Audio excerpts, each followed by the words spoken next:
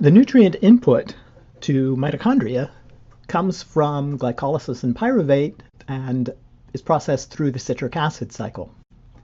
Here's the mitochondrion again, showing the different parts, outer and inner membrane, intermembrane space, and the matrix.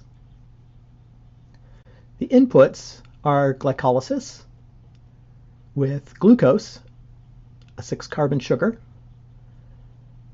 and I'll draw a quick diagram here showing the carbons and all the oxygens.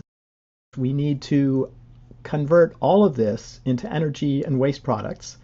Some of the oxygens and hydrogens will wind up in water, and the carbons and some oxygens will wind up in carbon dioxide. The processing is to pyruvate, which is a 3-carbon compound.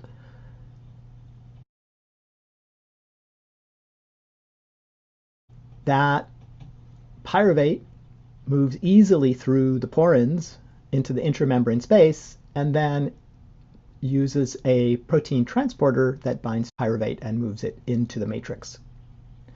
In the matrix are all of the enzymes for the citric acid cycle. It's usually drawn as a circle. It includes many enzymes, and to understand mitochondrial function, we don't need to learn and remember those enzymes. Pyruvate enters and is attached to a short carbon chain.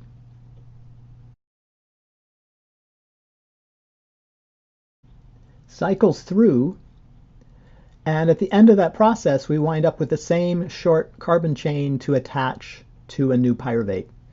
That's why it's called the citric acid cycle. It's because we produce the same thing at the end as we went into, but coming out of that are carbon dioxides. Those carbon dioxides are waste products. They move freely across membranes into the cytoplasm and out of the cell. And the citric acid cycle also generates NADH. NADH is passed to the electron transport chain. And in the electron transport chain, it loses 2 electrons and is converted to NAD plus and an H plus. That NAD plus is fed back into the citric acid cycle. Without constantly regenerating NAD plus, the citric acid cycle would stop.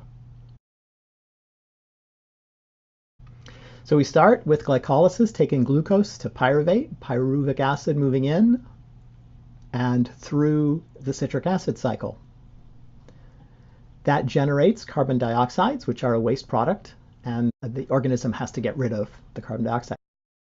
It also generates NADH, which loses 2 electrons to electron transport, and those 2 electrons are subject of another video.